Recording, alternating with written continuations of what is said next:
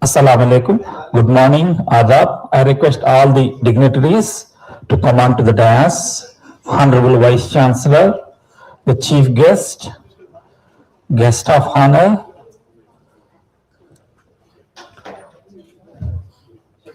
please occupy your chair. Chief Guest is about to arrive.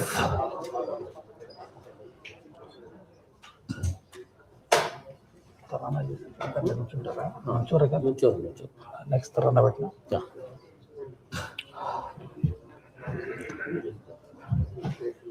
a warm welcome to the National Seminar on Social Policies and Public Administration in India. The Maulana Azad National Urdu University, Department of Public Administrations warmly welcomes you to the two-day important event. I request the IMC team to play the university song, that is MANUU Tarana. IMC team.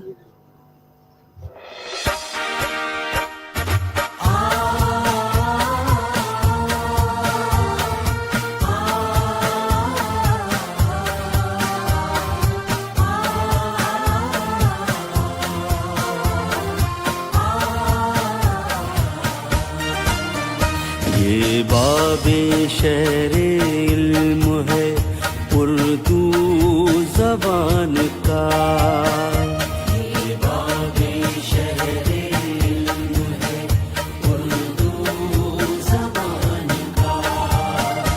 आओ सफ़र यहाँ से करे आसमान का,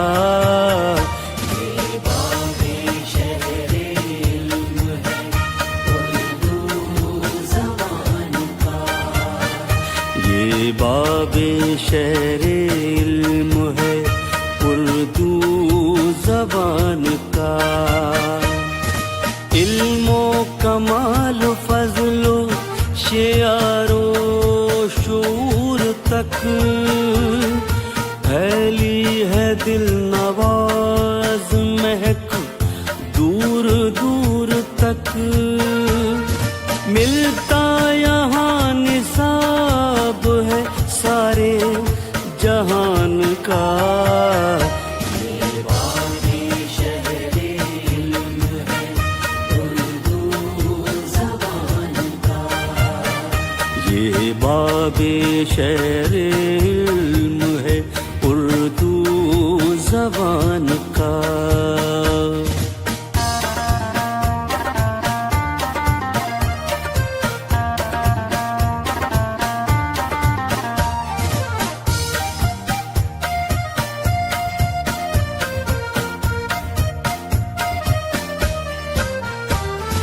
हर नक्शो रंगो बू से करो अपनी गुफ्तगू,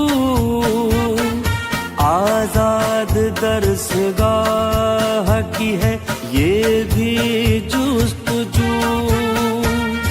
सब फासला मिटाते चलो दरमियान का,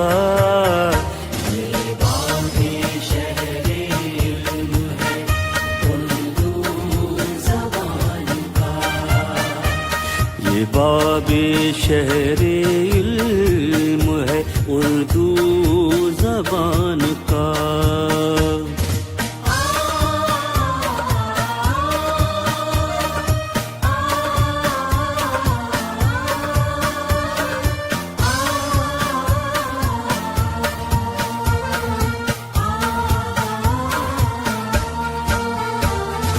ग़र्बो जुनूब से होके शर्क़ो वो शुमाल से आगे बढ़ो ख्याल मिला दो ख्याल से। चर्चा हो कायनात में हिंदुस्तान का,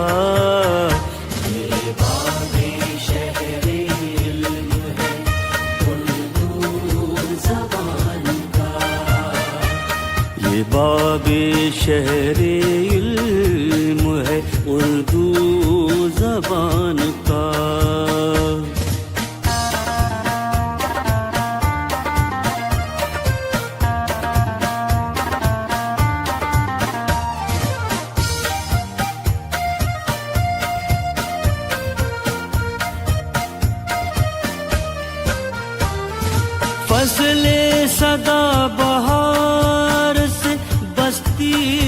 बसी रहे।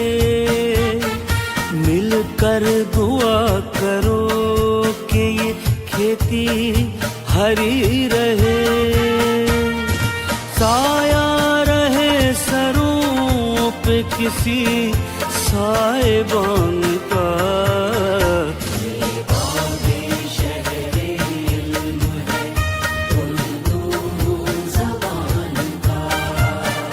आओ सफर यहाँ से करे आसमान का।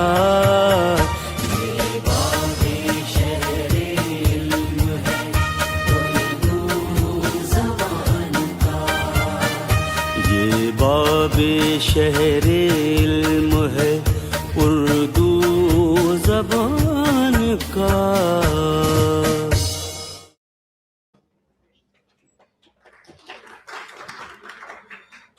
That signifies how important this university, Babe Ilm, is a gateway of learning. And for your kind information, this Tarana is written by our Honorable Vice Chancellor, who is a great Persian scholar, for which the Government of India has conferred on him the Padma Shri the last year. Such is the academic vibrancy we have in this university under his leadership. Yeah, I formally welcome all the delegates on the dais for this event. This event is such an important event where India is rising, and also in terms of the social development that we have achieved so far and what we are supposed to achieve. So the dignitaries from far of the country, from North India to the southern part of India, you have taken pains to come over here. MANUU is not only famous for academic learning, but also in terms of hospitality. I think those who arrived earlier, you had a formal and warm stay in the guest house. And I hand over this to the department head, Professor Naziullah, to tell about this conference. Over to you, sir.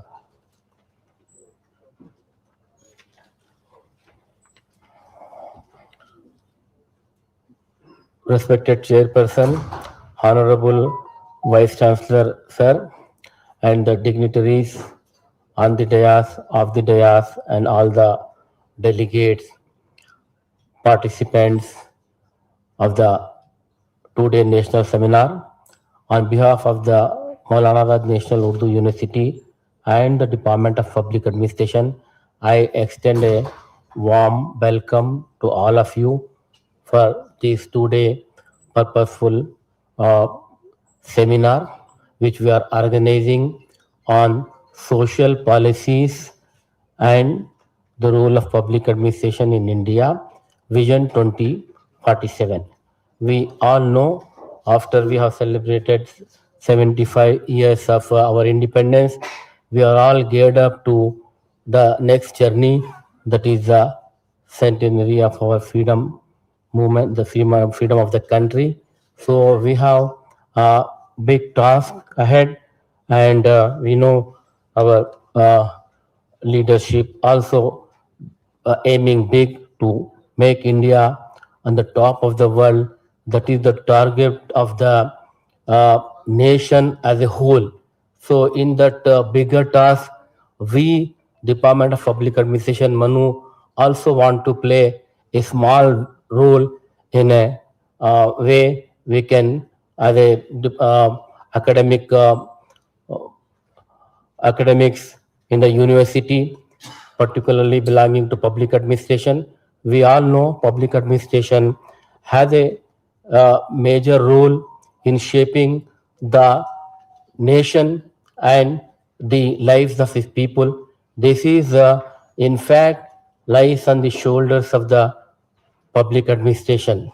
So we know the political leadership provides us the direction and guidance, but it is the public administration which translate all this into action. And not only that, but they also, as a policy makers, from the lower level to the higher level to the national level, in various capacities, they are playing major role in molding the lives of the people. So it is in this context the social policies have acquired very importance. We have social policies as well as developmental policies. So development just does not mean that physical development. So without social development, physical development does not have any meaning. So we just wanted to confine ourselves so that we can have a focused discussion and focused contribution. So we have selected the social policies, and particularly given India's vibrant and diverse society, we need to discuss the policies meant for the human development.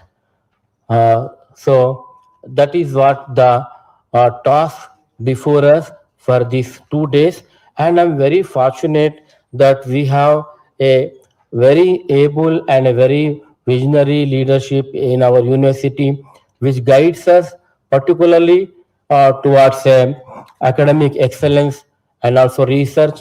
And this seminar is also a direct outcome of this kind of a guidance and kind of help coming from the our university leadership, particularly Professor Syed Ainul Hassan sir, who has after assuming the vice chancellorship, he has given thrust on the research, and he is always encouraging us to not only conduct this kind of seminars, but he always says that we should come out with some uh, uh, logical output of that. So not just we conduct meetings for 2 days and that disperse after deliberations. So he's always supporting is by all means, and he's also giving us the um, ideas that we should go ahead with some concrete results. So with the inspiration and the support, particularly this university for every department, uniformly they are giving support for conducting these kind of programs, national programs, and also bringing out the outcome of this. So with the inspiration and support of the university administration and particularly the honorable vice chancellor, last year we have conducted a national seminar on SDGs, and after that we have pursued with the papers contributed there, and we have brought out a journal. We have brought out a special issue on SDGs with the help of the Bihar Journal of Public Administration in collaboration with the Department of Public Administration and Bihar Journal of Public Administration, which works under IIPA, Indian Institute of Public Administration, Bihar unit. We have brought out the journal, and that journal will also be released. So what I mean to say is that the process we have started last year, January, for the national seminar, now it is a culmination of that is this, and we are going to start another journey with these social policies. So this is a 1 year process in which we are taking you together. You means all the great. We are again very happy and fortunate that we are having the doyens of public administration here with us to bless, to guide this seminar, 2 day seminar. Professor Ramesh K. Arora, sir, is a name which is particularly with public administration is a household name, sells books. Every person who has studied public administration, either for academics or civils, there is no way but to read sir's books, and we have all grown up reading sir your books, and we are very fortunate to have you among us, the tallest personality in public administration, and sir is very actively promoting the subject, not only by writing, he visits very far and long foreign countries and all that. So it's really we are fortunate to have you, sir, on this occasion. I welcome you on behalf of our Maulana Azad National Urdu University and also Department of Public Administration for being a guest of honor.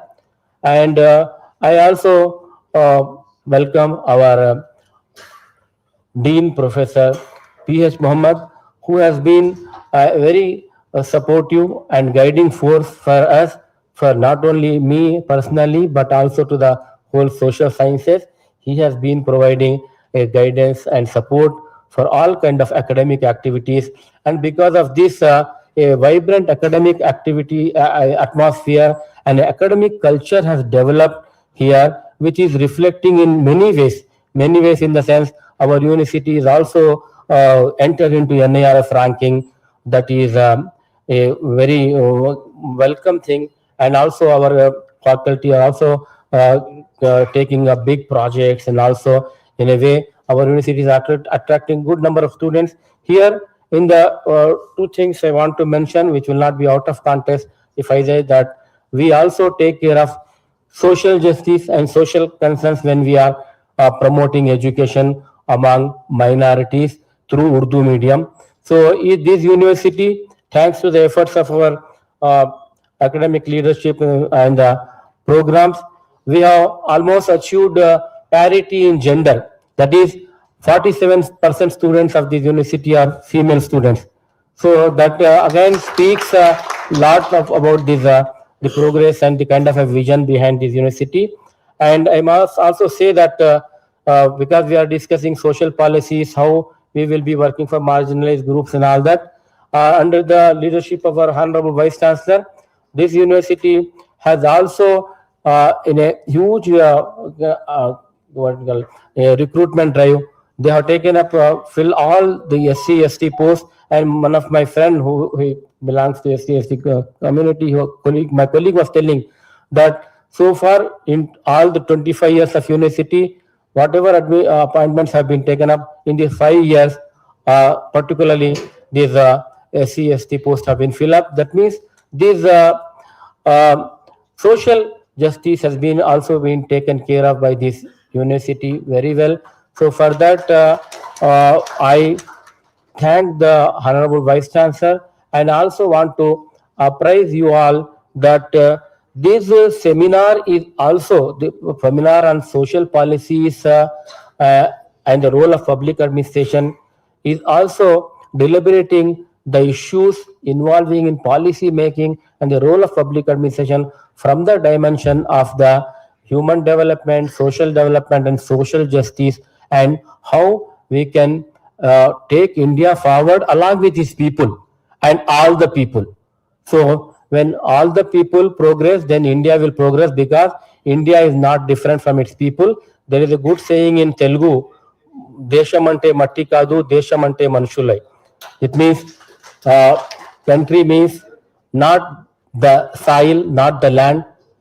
Country means people. So when we take together all the people, that is actually the development. That is what is behind our minds when we thought of social policies, when we have decided to have this seminar. I once again welcome all the dignitaries and also professors, DSW sir have also come, and all deans, HODs, faculty, and research scholars, students. I welcome you all once again to this important program, inaugural program, which will be followed by, we are also having a inaugural memorial lecture today, tomorrow, and this is in memory of another doyen of public policy, Professor I. Ram Brahmam.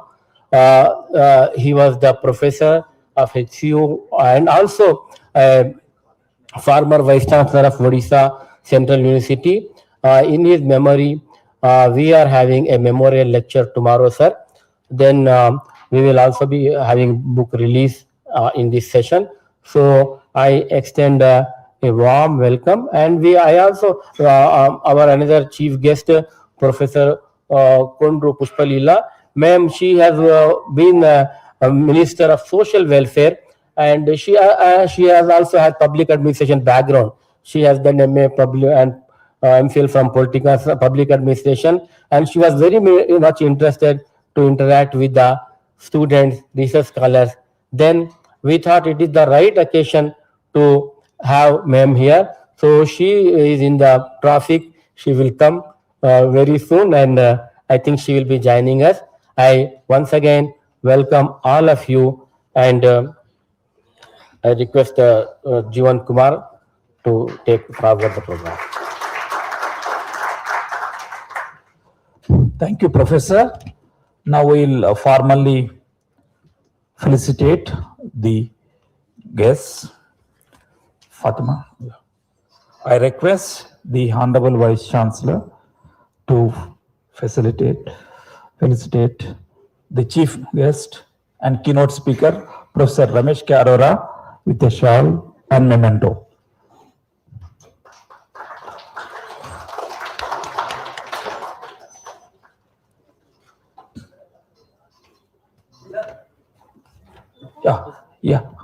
Madam, I welcome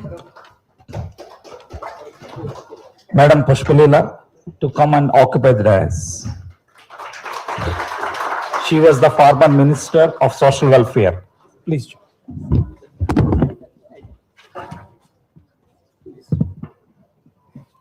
She was a champion of social welfare. And yeah.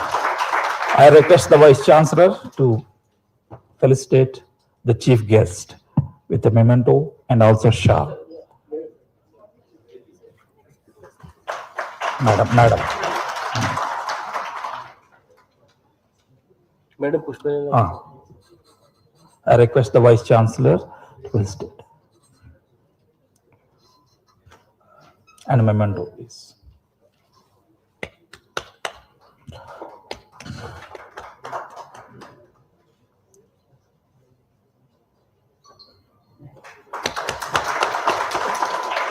Yeah. Dean will felicitate. Vice Chancellor.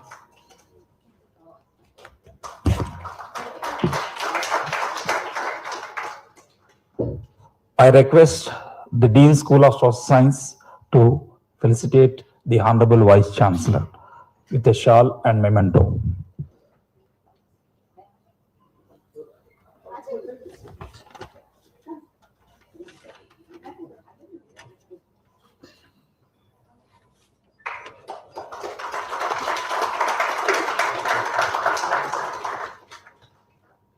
Now release of the books.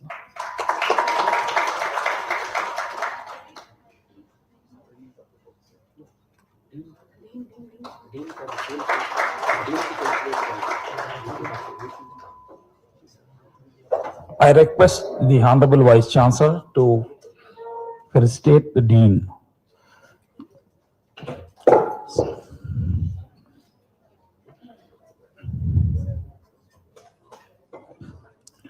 The School of Social Science is having about 10 departments, which is having largest number of departments in the university. It is both arts and social sciences.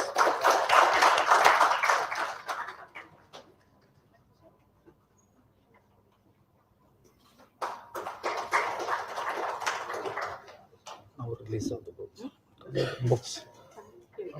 Oh, no.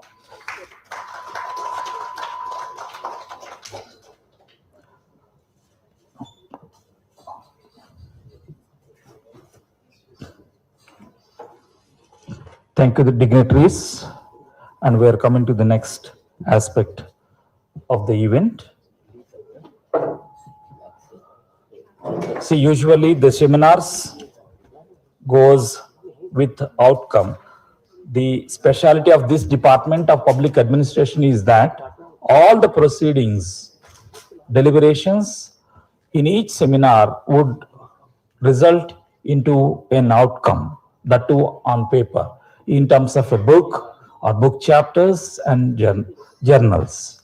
This year, we are going to release all the articles as part of the last year international conference into one book under the banner of Indian Institute of Public Administration, which is a premier institute.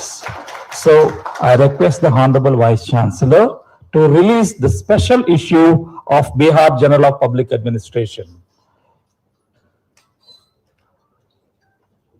This was a part of UGC CARE, which is having more than 6-point impact factor.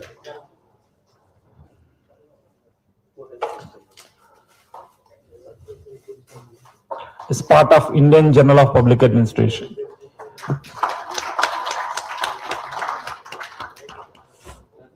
The conference was on Sustainable Development Goals and Public Administration.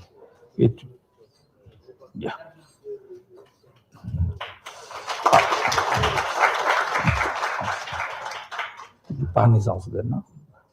And one more thing is that the department documents all the activities of an academic year, which is culminated into a newsletter called PAN, Public Administration Newsletters. I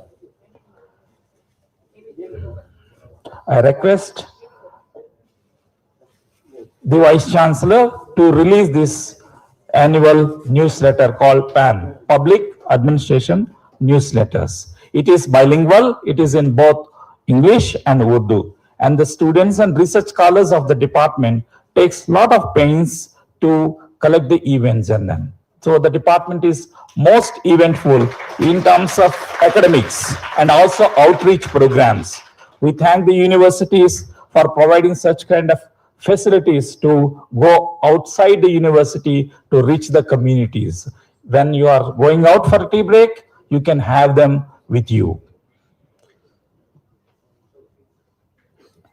Thank you, dignitaries. Now, I request the guest of honor, Professor P.H. Mohammed, Dean School of Arts and Social Sciences, MANUU, to deliver his lecture. Before that, I will brief about him. And Professor P.H. Mohammed is a dean, and he worked with UNDP, World Bank, international labor organizations. He was an important person in the universities to establish a center for the study of social exclusion and inclusive policies. His research areas surround tribes, minorities, social inequalities, and sociology of educations. He is known for his academics on the writings of social exclusions. Without taking much time of the dean, I hand over to you. Please.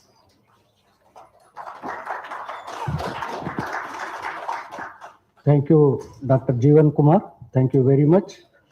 Honorable Vice Chancellor, Professor Padma Shri Ainul Hasan sir, who is a visionary that I consider adding few more things to what Professor Najullah was saying in connection to what the contribution of Professor Ainul Hasan sir to this university.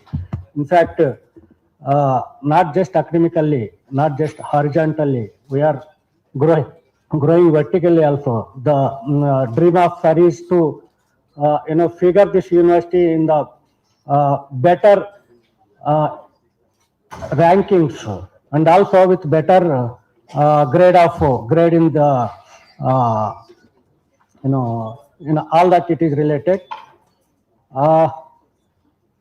Friends, deans, head of the departments, students, guests, today's chief guest, Madam Kondru Pushpalila Garu, who is attending the function as the chief guest, Professor Najullah. I first of all congratulate the Department of Public Administration for this organizing this conference, this seminar, which is timely because there has been a lot of debate going on with regard to the Vision 2047 or Viksit Bharat, what we are calling.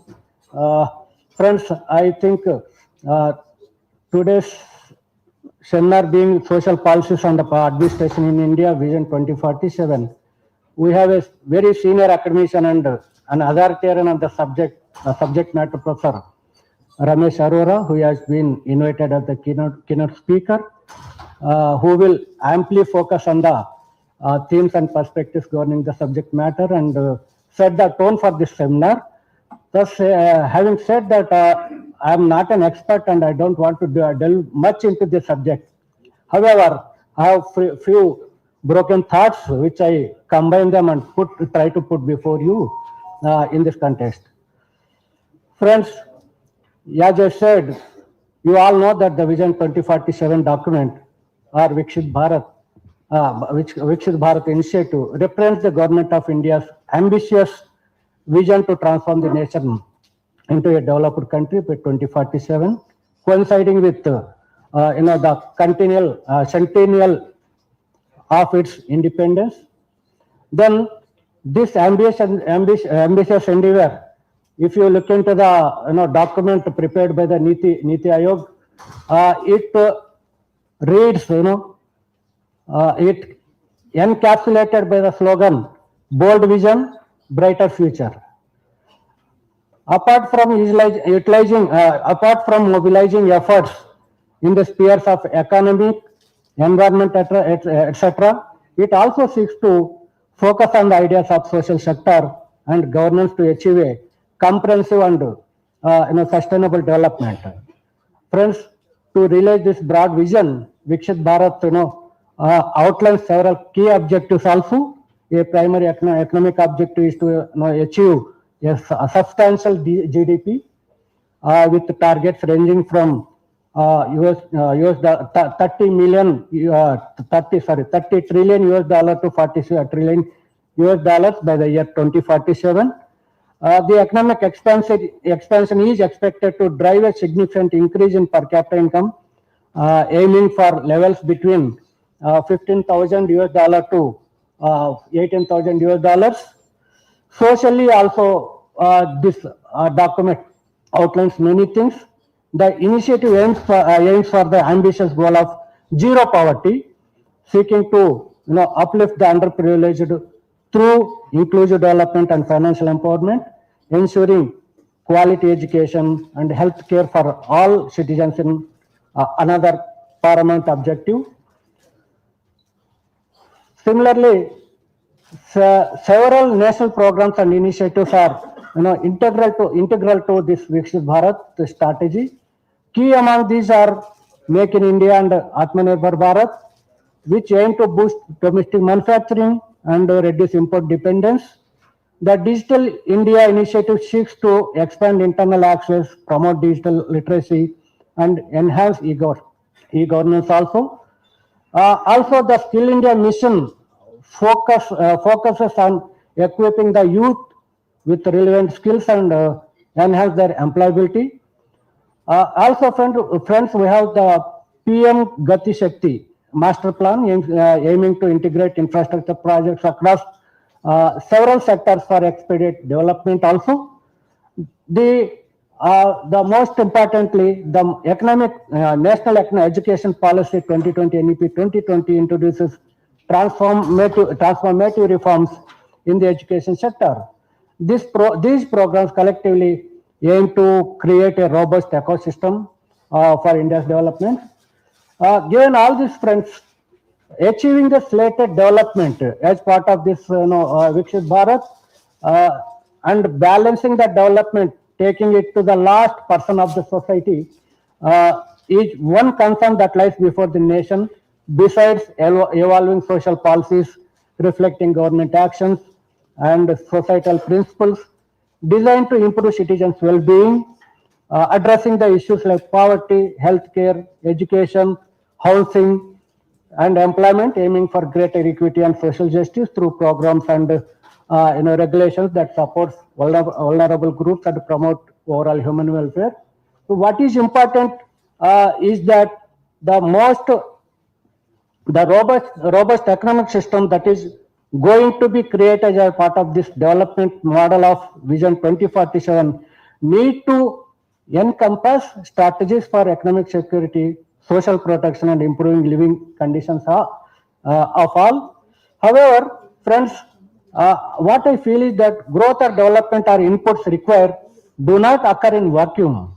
Having said this, I would like to emphasize here that any attempt at a planned modernization of this society or the country must show a major concern for linkages because often the experience of world nations suggests that there is a disconnect between what has been slated, what has been planned, and what is the social system exists in that country. Therefore, what strikes to my mind in this context is that the efforts to modernize or making a developing economy into a robust system must focus on the linkage of traditional patterns of behavior in the social cultural system that is to be modified. Indeed, friends, diagnosing such linkages assumes significance when we realize that often the original expansion for retarded economic growth, balancing social development may lie in the nature of these linkages. In fact, within such patterns of behavior, a population's consciousness of an identity is apt to be highest. In many traditional societies, this kind of identity is conducive for formation of what Galbraith calls insular poverty in his book, The Affluent Society, which was published in the year 1958. We hope that Vision 2047 or Viksit Bharat will make the country come over the poor economic situation which is limiting our educational opportunity, leading to poor health, and in other ways contributing to poverty throughout the system, and thus leading to what Gunnar Myrdal in his book Rich Lands and Poor, The Road to World Prosperity, calls the cumulative process of circular causation again, where poverty causes poverty. Friends, in all this, a smart governance, simple, moral, responsive, transparent governance also is important in this bureaucracy, role of bureaucracy that formulates and takes the policies for a proper implementation also is very essential, the need of the hour. And combining all these things, organizing this seminar will help us understanding these dynamics and these dimensions of the issues involved in Viksit Bharat. I once again congratulate Professor Najibullah and Dr. Jeevan and the other colleagues of him in the Department of Public Administration for organizing this wonderful seminar, and also for bringing out this journal, special issue of the Bihar Journal of Public Administration, and also this PAN as a Dean of School of Social Sciences.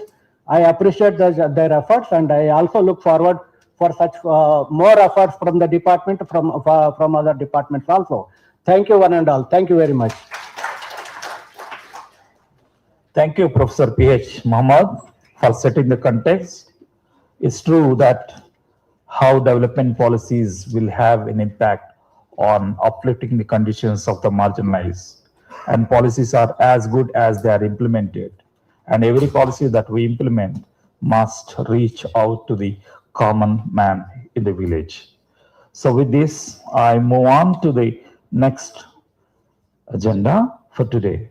I request the chief guest, Srimati Kondru Pushpalila, former Minister of Social Welfare in the United Andhra Pradesh.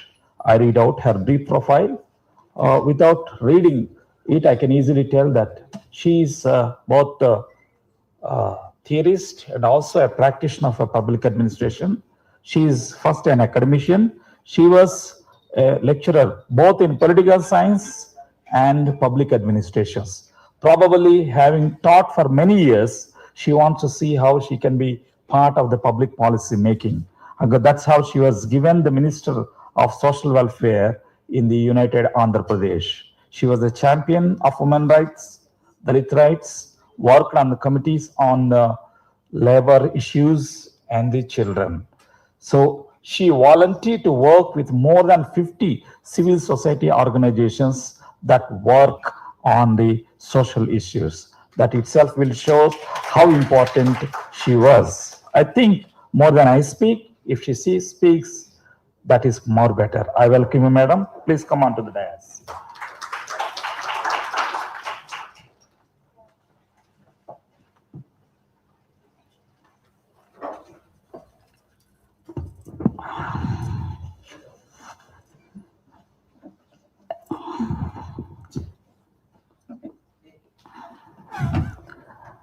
Urdu language, Hindi language, national language, Telugu language, कोई भी language हो, जो language में अपनापन लगता है।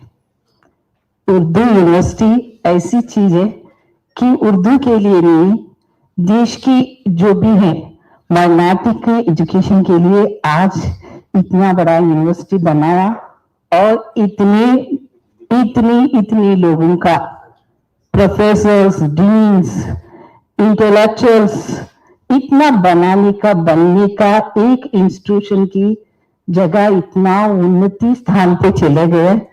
और उसमें मुझे आज एक पॉलिटिशियन के नाते मेरी एक सोशल वर्कर, एक सोशल वेलफेयर मिनिस्टर की हूँ, मगर उसमें पॉलिसीज बनाने के गवर्नमेंट व्यवस्था में मैंने काम कर चुकी हूँ।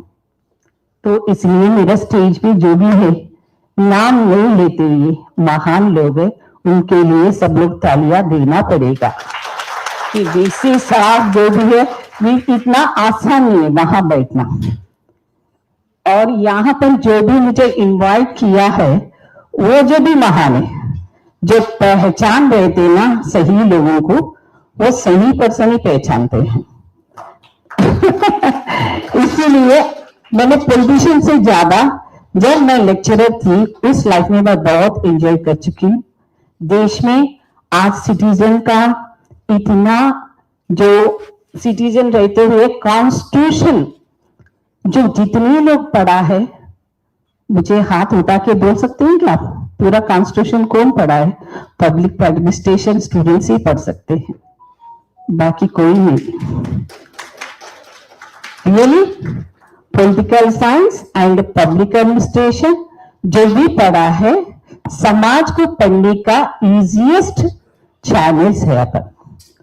सो ये सब्जेक्ट में मैंने लेक्चरर की थी, मगर लेक्चरर्स में मैंने एमए एमफिल पर करने के बाद भी मुझे भगवान ने मौका दिया था मिनिस्टर बनने का। जब मिनिस्टर बनने के बाद मुझे,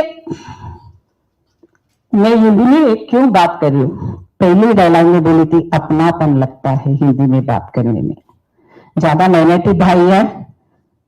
इंग्लिश तो है, इंस्ट्रूमेंट है ग्लोबल बात करने में, रिलेशन बिल्डअप करने के लिए, तो इजीएस्ट वे इंटरनेशनल के लिए इंग्लिश मस्ट है।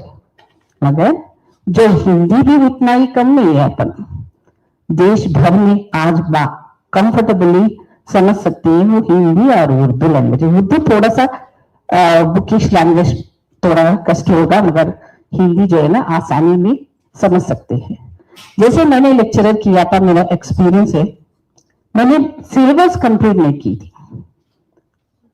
ज्यादातर लेक्चरर्स रहते हैं सिलेबस कंप्लीट करके चले जाते हैं, मैंने वैसी लेडी नहीं हूं। जो चेहरा देख के स्टूडेंट को समझ में आया, सब्जेक्ट नहीं आया, उनके लिए मैंने चेहरा देख के आपको समझ में नहीं आया, आपका क्या डाउट है मुझे पूछ सकते हैं, इतनी सुविधा देती थी मैंने। और टाइम लेके उन लोगों को मैं पढ़ाती थी। जहां मेरे ऊपर कॉलेज में, मैंने एडेड कॉलेज में काम करी थी, वहां पर मेरी जूनियर थी, तो सीनियर्स मेरे से इतने कंप्लेंट कर दिया, मैडम ने स्टार्टिंग में 5-10 मिनट टाइम वेस्ट कर दिए मैडम, जाके प्रिंसिपल मैडम को कह दिया था।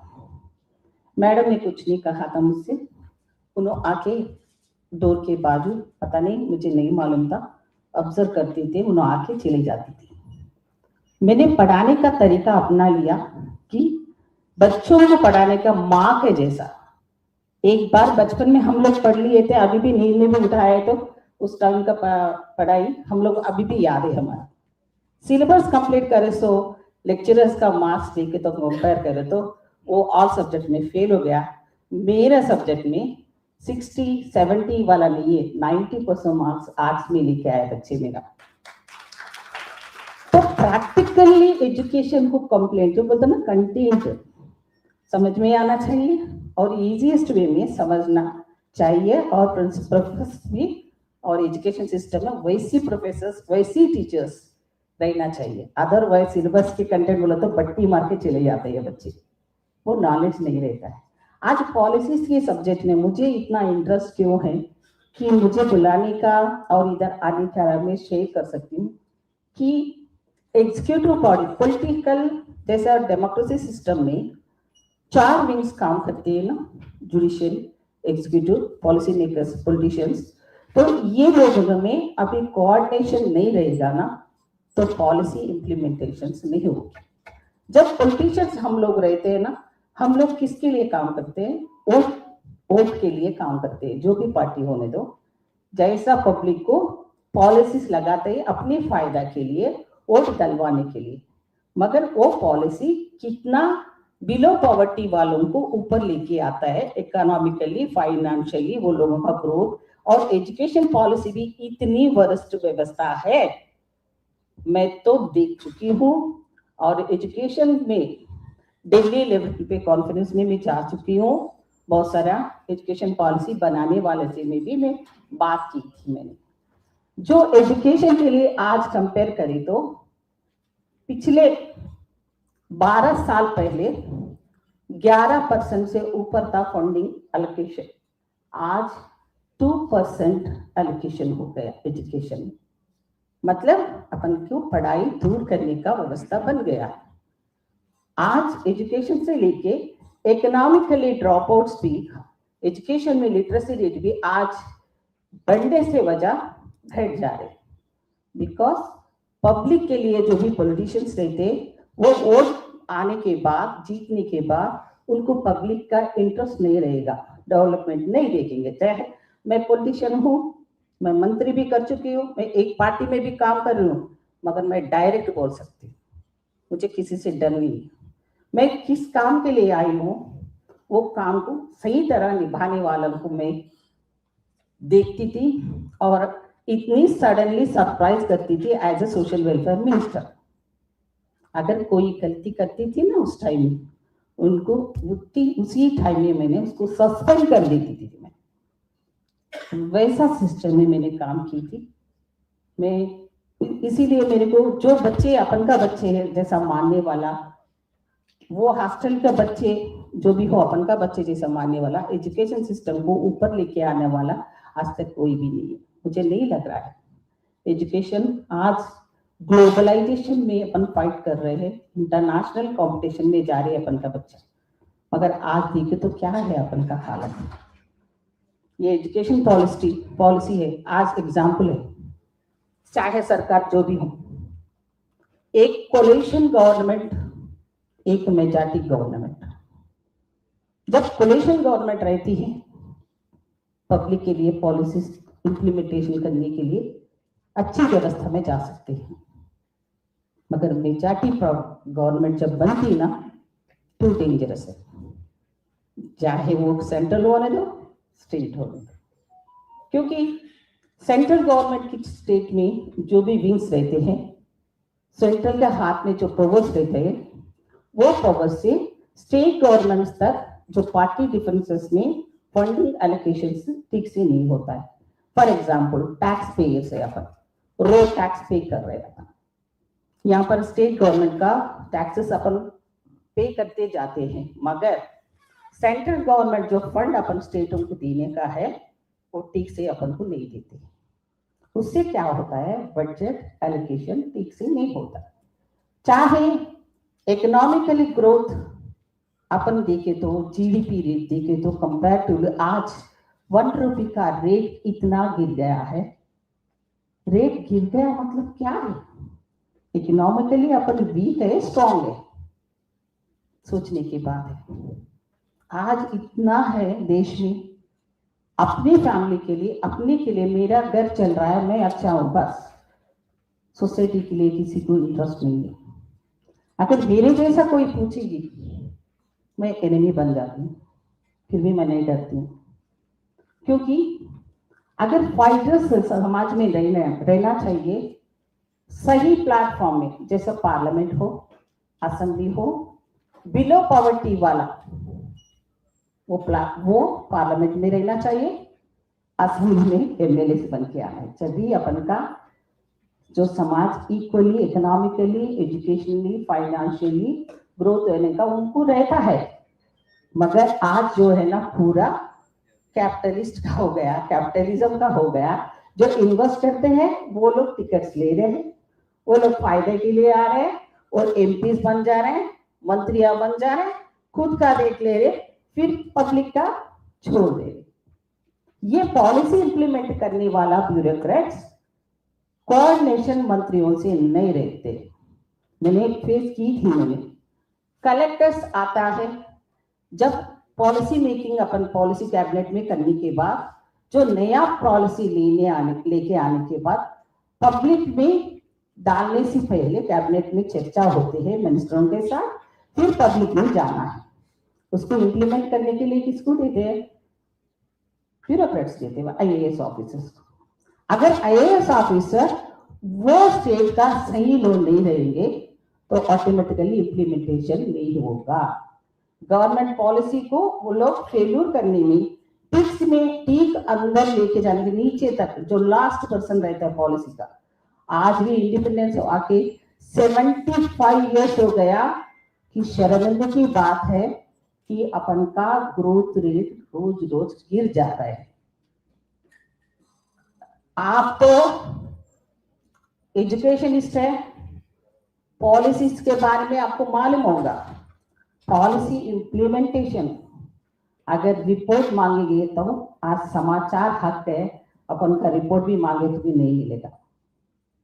क्यों नहीं मिलेगा? ये सब जो है ना मामला जो है ना पब्लिक को डेवलप करने के लिए नहीं चल रहा है। डेमोक्रेसी सिस्टम आज इतना नाम से डेमोक्रेसी है, कुछ भी नहीं चल रहा है। मेरे तो बोलने का ये पॉलिटिशियन हूँ, मगर अगेंस्ट पॉलिटिक्स, फिर भी मैं पार्टी में रहती हूँ। रहना जरूरी है मेरे जैसा लोग कि पॉलिसी इंप्लीमेंटेशन में आज भी राशन कार्ड भी दिलाने के लिए भीख मांगते हुए लाइन पे है हमारा जनता। इतने साल के बाद राशन कार्ड नहीं है अपन लोगों के पास। अपन का जो ना बिलो पॉवर्टी लाइन में अभी भी शर्मिंदगी से बोलना पड़ रहा है, हम राशन में राइस दे रहे इतने लोगों को, 60% लोगों को खाना दे रहे। शर्मिंदगी की बात नहीं, उसको कम करना चाहिए। गरीब को ऊंचा ही लेके गए तो ये बांटने का सिस्टम, रेशनिंग सिस्टम में हमारा जनता क्यों है? अभी भी गवर्नमेंट स्कूल्स निकाल के आज प्राइवेट एजुकेशन को एनकरेज करने व्यवस्था क्यों आए? आज जो है ना माइनॉरिटी भाइयों के लिए आज पढ़ने के लिए आज कौन सा अच्छा स्कूल है बोलो मुझे? आज कौन सा अच्छा हॉस्पिटल है? देश में दो होना चाहिए, एक एजुकेशन, एक हेल्थ। दोनों को जब तक फ्री नहीं करेंगे वो सरकार जितने भी पॉलिसी बनाते रहेंगे अपने फायदे के लिए, जनता के लिए नहीं है। प्लीज आप सोचिए एक बार, आज जो भी होता है पॉलिसी नया नया नाम लेके रूप धारण करके पॉलिसी थोड़ा थोड़ा चेंज करके उसका नाम बदलते हुए लेके आता है सरकार, जो बनता है उन्होंने। मगर मैं जो बोल रहा हूँ ना उसमें आप अगर इंटेलेक्चुअल है, आप पढ़े सो है, काग रिपोर्ट मंगा लीजिए आप। काग रिपोर्ट मालूम है आपको? Controller and audit general. अपन का बजट कितना है, कौन सा डिपार्टमेंट को एजुकेशन कितना अलर्ट करना है, इरिगेशन को कितना अलर्ट करना है, उसमें पूरा रिपोर्ट्स रहते हैं। अगर उसमें गलतियां करे, डाइवर्शन फंड्स करे जो भी सरकार, तो उसको काग रिपोर्ट में अपन को मालूम होता है। जब मैंने मेरा पॉलिटिकल करियर में मैं कभी भी पार्टी बदली होंगी, मगर मैंने पावर हुए सो पार्टी में कभी नहीं गई। मालूम है क्यों? कि वहां पे पब्लिक की तरफ से बात करने के लिए अपोजिशन में मौका मिलता है, गवर्नमेंट में रहने से नहीं मिलेगा। मैं किसी का व्यक्ति का मैं सपोर्ट नहीं करता हूँ, चाहे सेंट्रल गवर्नमेंट का प्रधानमंत्री होने दो, स्टेट का मुख्यमंत्री होने दो, जो भी अपन को होता है पब्लिक को अपन घर तक जो मिल रहा है, अपन का बच्चों को रक्षण, सेफ्टी, महिला सेफ्टी, वुमेन लिटरेसी रेट, आज केरला कितना 100% है। आज अपन के पास क्या है? हैदराबाद स्टेट में कैपिटल सिटी है। आज हैदराबाद का हालत देखो क्या है, क्या सेफ्टी है। ये जो है, आप यूनिवर्सिटी डीन्स होने दो, प्रोफेसर होने दो, आपका पेपर्स पब्लिश कर रहे, इंटरनेशनल सेमिनार्स में जा रहे, मगर ये पॉलिसी मेकिंग वाले को ये आप लोग मिलके ये करो बोल के आप इंसिस्ट करना चाहिए। ये मेरा रिक्वेस्ट है। लगातार चाहे गवर्नमेंट कोई भी होने दो, आप लोग जाना पड़ेगा, टच में रहना पड़ेगा। आप उन लोगों का आपकी पॉलिसीज क्या हो रहा है डायरेक्ट आपको पूछने के हक है। आप as a educationist, as a policy के बारे में कितना पॉलिसीज आ रहे, जो पिछले गवर्नमेंट क्या किया था, अभी गवर्नमेंट क्या कर रहा है, तो जो है ना कंपैरेटिव स्टडी, कभी भी कंपैरेटिव स्टडी करना चाहिए। उसमें इतना अपन के सब्जेक्ट में ग्रोथ आ जाएगा। तो कंपैरेटिव स्टडी में अपन से 16 स्टेट्स भी आज कहाँ भी डेवलपमेंट में आगे चले गए, मगर आज India still developing country.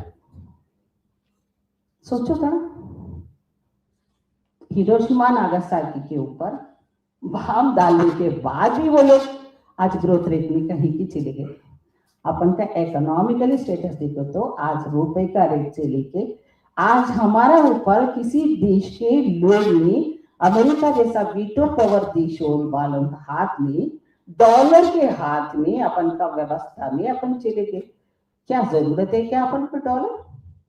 No need. Don't compare to America. India इतना महान देश है कि अपन को सब पेटेंट राइट रख सकते। फूड ग्रेन है, जय जवान जय किसान। आज इंडियन का जो भी हो, फार्मर्स हो, उनका जो भी अपन को राशन से लेके आज राइस से लेके जो भी मिलेट से लेके जो भी एक देश में उगाता है, इस देश में मिलता है, किसी देश में नहीं मिलता।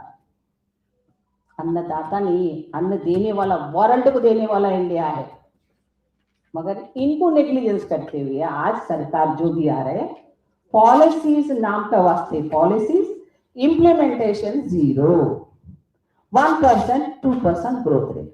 अगर मैं लेक्चर के जैसा मैं बात कर लेनी है तो मैं सब्जेक्ट में आपको इतना घंटे बोल सकती हूँ कि कंपैरेटिव स्टडी भी बोल सकती हूँ मैं।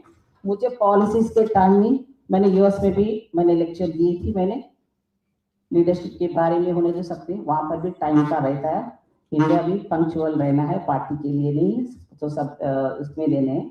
तो मेरा टाइम 15 मिनट्स थी, मैंने इसीलिए माफी मांगती हूँ। थोड़ा इधर उधर हुआ तो इंडिया में थोड़ा सा लिबरल रहते हैं, काइंडनेस रहते हैं, तो इसीलिए हमको तो लीडरों का आदत है थोड़ा सा 10 मिनट 15 मिनट लेट आने का, तो हमको तो थोड़ा सा एक्सक्यूज करना पड़ेगा। क्योंकि आज हमारा स्टेज में यहाँ पर आप भी देखो इतनी मर्द, मैंने एक औरत हूँ, और उतने स्टेटों पे देखिए कितने वुमेन है, कितना मैन है। हमको तो मौका बहुत कम मिलता है सर। सो इतने कम में हम लोग यहाँ तक पहुंच के आना हमारा बहुत मुश्किल है। तो अपॉर्चुनिटी देने में हमको आदत, जो भी आपको 24 आवर्स है, हमको भी 24 आवर्स है, मगर हमारा इन एडिशनल कामों से हम लगातार बिजी रहते हुए समाज को अच्छी मदर रहने से अच्छे बच्चों को पाल सकती है, अच्छे सिटीजन को बना सकती है। कोई प्रधानमंत्री आके, कोई सीएम आके अपन बच्चों को देखभाल नहीं करते। इसीलिए housewife is better than educationist. So ये मैं मानती हूँ, अच्छी मदर होना है देश की समग्रता, जो बोलते हैं इंटीग्रिटी का बचाने के लिए, देश को बचाने के लिए, आज समाज को समझने के लिए 8 सब्जेक्ट में public administration and public political science को आज कॉलेज में निकाल के फेंक दे रहा है। प्लीज आप लोग ये सब्जेक्ट को जिंदा रखिए, अदरवाइज हिस्ट्री नहीं मिला तो क्या आगे क्या चलेंगे, तो हिस्ट्री जरूरत है। थैंक यू सो मच पर इतना अच्छा मुझे मौका दिया है। तो मुझे जो भी है यहाँ पर, जो भी है एक एक का नाम लेते हुए मुझे मेरा इनर फीलिंग है, आम जनता का फीलिंग है, एज ए पॉलिटिशियन होते हुए, एज ए लेक्चरर होते हुए मैंने ऐसा आपसे शेयर करने का मौका दिया है यूनिवर्सिटी वाले ने, उनके लिए मैं धन्यवाद करती हूँ, उसके लिए आभारी रहेंगे। Thank you so much.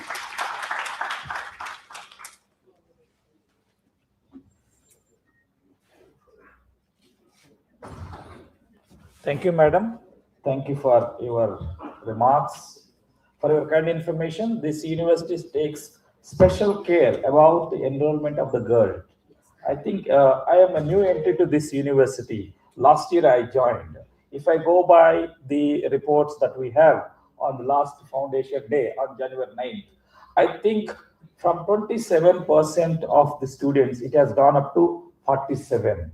The university takes a special care about girl child enrollment. And that's one of the pillars of MANUU's university governance. And the second pillar of MANUU's governance is highly subsidized. We go to the last mile to see that the students comes to the department and we mentor the students. That's what MANUU is really stand for. We are making efforts.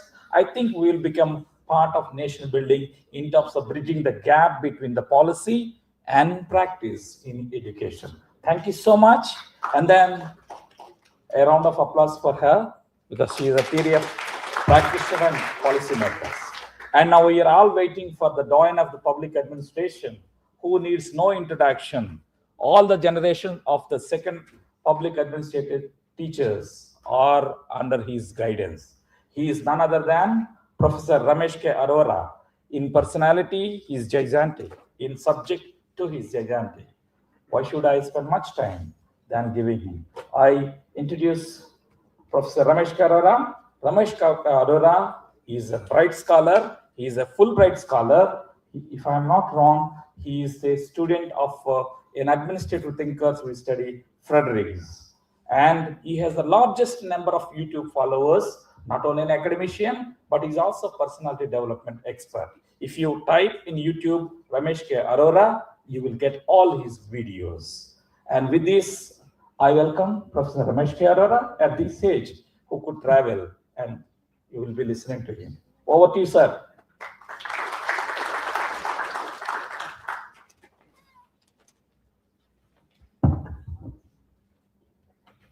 Honorable Professor Syed Ainul Hassan, Honorable Vice Chancellor Padma Shri, one of the greatest scholars we have in this country. Give him a big hand, please, once again. Our chief guest, Madam Pushpalila. I mean, very mesmerizing speech he has given, and very inspiring, not only for women, but for men too. And we have Professor Mohammed, Professor P.H. Mohammed, Dean, School of Arts and Social Sciences of MANUU. Professor Syed Najullah, Head Department of Public Ed, and Jeevan Kumarji. And all the teachers, all the students, all the guests. I'm very pleased to be here, very proud. Why I'm proud? Because, you know, my father was a teacher in English. I was born in Lahore.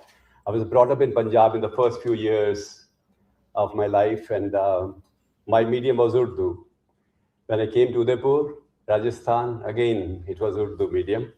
But when we went back to Jaipur, when it became capital, there was no Urdu medium in my school. And so, but my father knew Urdu, Persian, even a bit of Arabic, Sanskrit and English. And a long time ago, he gave me a book in Hindi, Sheikh Saadi's Gulistan, one of the finest books on how to live a life of balance.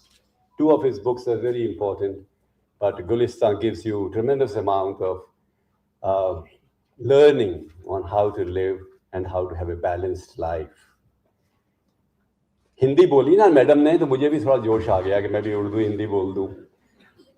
मैं कलकत्ता गया था कुछ साल पहले. Howrah bridge पर बहुत बड़ी भीड़ थी. मैं भी गाड़ी को रुकवा लिया. मैंने देखा बात क्या है, जितनी भीड़ है. तो हुगली नदी में एक बच्चा गिर गया था 12 साल का, और वो तैरना नहीं जानता था और डूब रहा था बिल्कुल. मैं तैरना जानता था. मैं सोचा मैं कूद जाऊं. इसके पहले कि मैं कूद के बच्चे को बचाऊं, एक अमेरिकी टूरिस्ट कूद गया. और आज तक की टीम जा रही थी टीवी की. उसने कहा ये तो बहुत ज़बरदस्त बाइट है. एक अमेरिकी टूरिस्ट कूद गया, बच्चे को बचा लिया. हिंदुस्तानी कोई नहीं कूदा.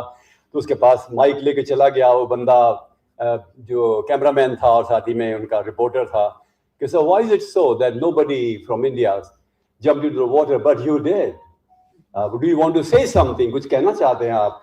उसका नहीं, मुझे कहना कुछ नहीं, पूछना जरूर है कि व्हाट्स द मैटर, मुझे धक्का किसने दिया था.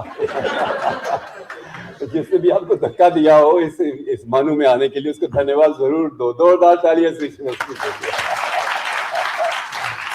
एक घटना आज के सब्जेक्ट की है. You know, I went to USA and did my masters once again in public administration. और मेरा जो कन्वोकेशन के बाद जो कॉन्ग्रेचुलेशंस के मैसेजेस आते हैं ना, बहुत सारे लोगों ने दिए, उसमें उल्लू की तस्वीर थी. मैंने कहा ये हिंदुस्तानी तो जानते थे, मुझे यहाँ कैसे जानने लग गए. फिर मालूम पड़ा कि उल्लू इज वर्ड ऑफ विजडम. यहाँ तो ही you know as you know it, इसका विजडम से ताल्लुक नहीं है, पर उसको उल्लू गाली मानते हैं. वहाँ बर्ड ऑफ विजडम है. तो मुझे समझ में नहीं आया इसका मतलब क्या है. और मैं जो आपको बात बताने जा रहा हूँ, आप ध्यान से सुनना, मजाक मत समझना. मैं एक पॉलिसी एंड एडमिनिस्ट्रेशन के पेपर मेरा था. So the professor he was there, very eminent professor of public administration, and he told a small little story about the relationship between policy formulation and implementation. कहानी इस तरह से है, 2 minute की, फिर मैं अपने सब्जेक्ट पे आऊंगा. एक चूहा बहुत परेशान था एक बिल्ली से. वो बर्ड ऑफ विजडम उल्लू के पास गया और कहा कि साहब मैं बहुत ही परेशान हूँ, मुझे बिल्ली बहुत तंग करती है, बिल से बाहर नहीं आ सकता हूँ. तो उसने कहा तुम्हें एक बात बताता हूँ, उल्लू ने कहा तुम भी बिल्ली बन जाओ। उस बड़ा खुश हुआ, डांस करने लगा अपनी चुईया के साथ। चुईया ने पूछा पर तुम बनोगे कैसे बिल्ली? वो हो तो मैंने पूछा ही नहीं उल्लू से। तो उल्लू के पास वो गया वापस, सर आपने बताया नहीं कि मैं कैसे बिल्ली बनूंगा। उसने कहा सुनो भाई, मेरा काम पॉलिसी बनाना, इम्प्लीमेंटेशन तुम जानो।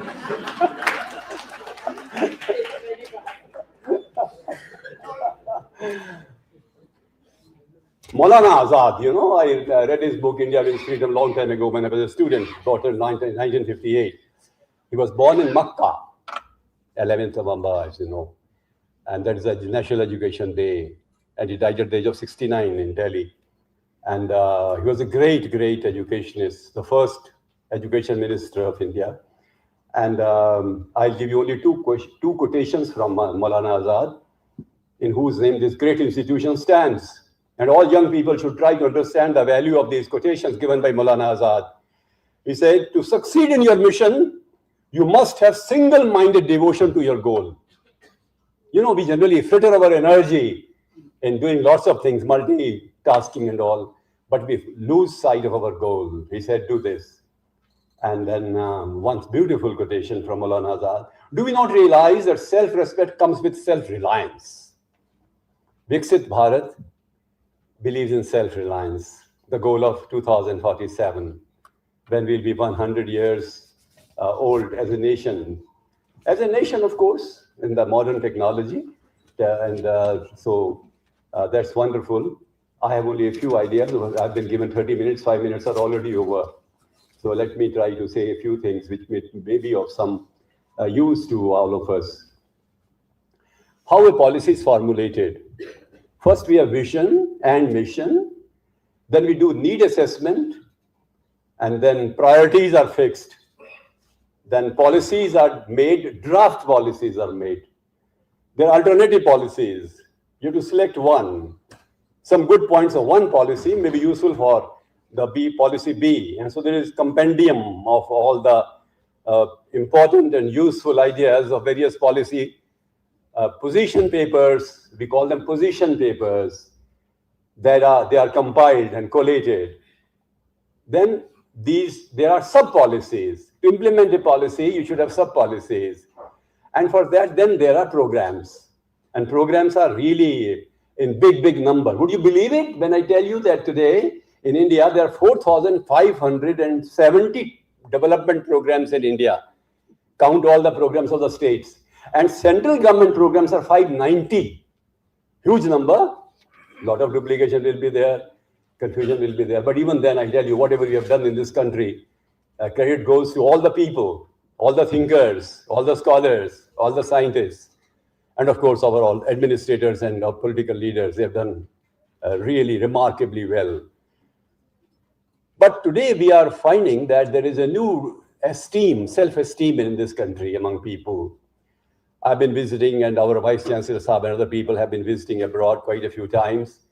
The respect for Indians with the Indian passport has increased enormously. I know when I went once I went to London, and the lady was looking at checking the passport. She said, "Indian? My God, I thought it was a worm or what." And now you go, "Oh, India, good. How are you?" Indians' respect has gone up. It's mainly because of people like you.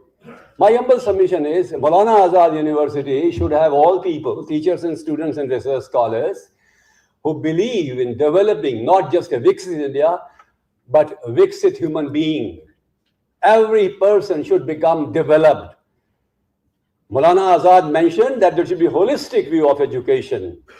People should develop physically, mentally, emotionally, spiritually, familially, professionally, socially, all the 7 dimensions of life. It's called a rainbow life with all the 7 dimensions. India also has 7 dimensions of development. And in a rainbow, there is no black color.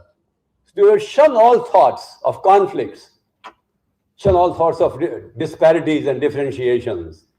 We are all children of God. Same body, same blood, same shape, same goals, same happiness. That's what Maulana Azad said. And now I come to the topic of policy formulation. And after the programs are formulated, The targets and deadlines are given for various programs, sub-programs. Then action plan is formulated. One thing that I've always felt as a student of public administration, that when any plan is made, why not an administrative plan for that particular plan, not formulated concomitantly, simultaneously, and then you have all the various responsibilities allotted to different stakeholders and administrators. You will do this, you will do this, you will do this. And there should be monitoring regularly. After that, there are responsibilities of administrators and people who have to implement the policies. They are outlined. And accountability too. As if you are not able to do this particular thing, there should be certain punishment given to you. Kautilya said, Dandaniti alone makes administration successful. In this country, as John Kenneth Galbraith said long time ago in Asian drama, we are a soft state and we don't believe in giving punishment. We are very, very kind and compassionate. Yes, I believe there should be compassionate administration and management, but not at the cost of the country's growth or survival of society. And after that, there is implementation. We'll talk about that. In the note of this particular seminar, which Mr. Jeevan Kumar sent to me earlier, Professor Kumar, I found that most of his ideas are focusing on implementation, because that is a problem. There is implementation gap in Indian policies. Indian policies are among the best in the world. Take gender justice, take environmental justice, equality, take education, take health, take any area, and you find Indian policies are no less than any other policy framed by any other country. I think we have excellent English and very good ideas, and the conceiving of policy is absolutely brilliant. The only problem is concerning the implementation. And then comes monitoring. Here I would like to mention that monitoring is the key to the success of a policy. We'll talk about it later. But first of all, then you have evaluation and refinement and revision of the policy. And then you give reward and punishment to people who have been able to implement the policy, either in a proper manner or improper manner. What is wrong with Indian policies? Look, I can easily come to 2047. I'll talk to that, about that for a while. But I tell you one thing, there is not going to be any big drastic difference in the overall policy process that we have today. And that process which we have to make our goals of 2047 implemented faithfully. Policy process is the same. The generic nature of policy process is the same. What we have to do for 2047, we have to be a little more punctilious, little more deep and profound. We can't take things lightly. And that is the only difference that we want to have in the next 22 years. Okay, there has been tremendous amount of politicalization of policy in this country. New MLAs, new ministers, new chief ministers, they want to have name, fame, and suddenly they tell administrative officers, "Nai policy bana do 15 dino mein, 20 dino mein."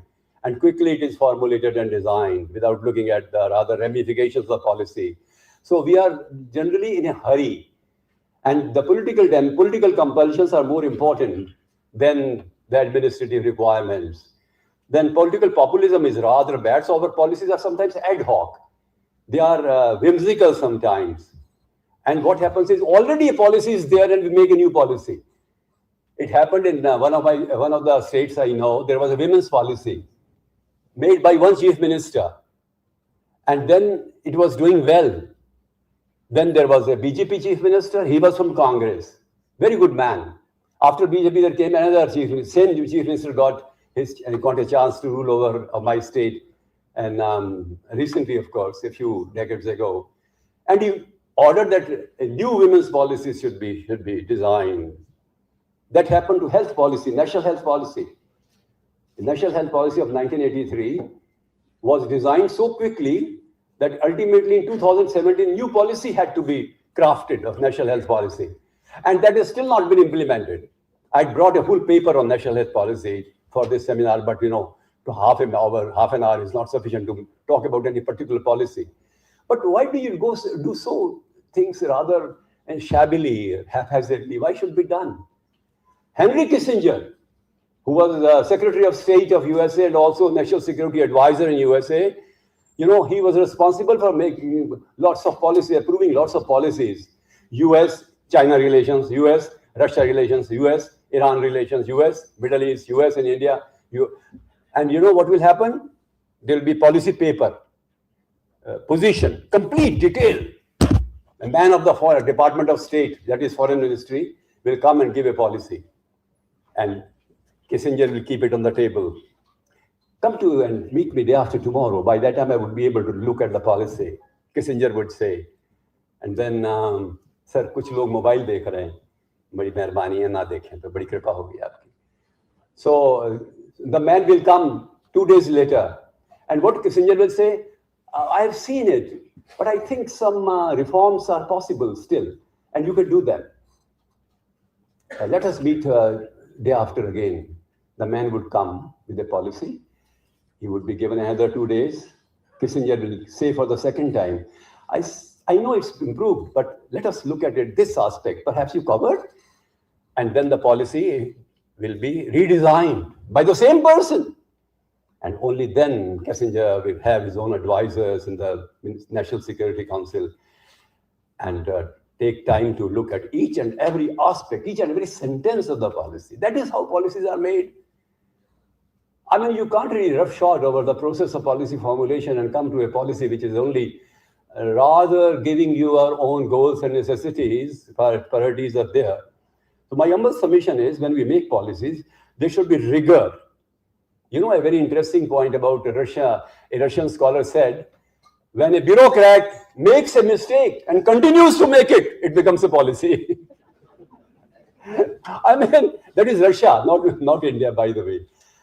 I think we should not really have that incremental approach to policy making. We should have innovative. We start with, you know, once again, you start with zero paradigm. Okay, something de novo, do something new. And that should be the basic approach to policy making. Old policy, usko liya, dekha, tinker kiya, upgrade kiya, upscale kiya, change kiya language.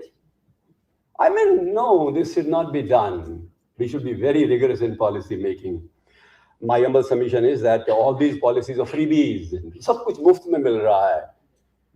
Hindustan में सब कुछ मुफ्त. 82 crore people in India are getting free ration. And then we say we are really becoming a developed country. How can this be possible? Mr. Modi has already declared कि जब तक मैं हूँ, ये चलता रहेगा. इस साल 5 साल का तो. I mean, this is you're making people dependent, not independent. हजारों लोगों को ये मिलता है, पता है, बेच जाते हैं बाजार में. चलो कोई बात नहीं, उसे पैसे मिल जाते हैं उनको. But no, this is not a policy. Political compulsion should not really mark the growth of a country and the citizenry. We are not on the right track. That's extremely important. And my humble submission is that we should really think in terms of policies which are making India strong, not dependent. We were too long for dependent on the British and the Portuguese and the French and the Greek and Shak, Hun, Pashan, people coming from Kushan, different areas of the world. No more dependency, please. Let our Indian citizens become independent. Okay. Secondly, I want to wonder, suddenly you talk in terms of 2047 because India will be completed 100 years of independence on that particular year. I think this goalpost of 2047 should not be taken rigidly. We have about 50 policies will be there in this country. Agriculture, animal husbandry, industry, mines, commerce, tourism, trade, roads, highways, education, school education, higher education, all that. And my humble submission is all these 50 policies that will be collated in the national policy of development, please have different goalposts for them. Maybe 2042 for one policy, 2 sets of policies, 2047, and maybe 2052, maybe 2055. Doesn't matter. Don't be so fastidious about 2047. Have a graded system of goal setting. That is extremely important. And secondly, I want to ask you, India should become a rich country like USA. I've lived there and taught there, I tell you.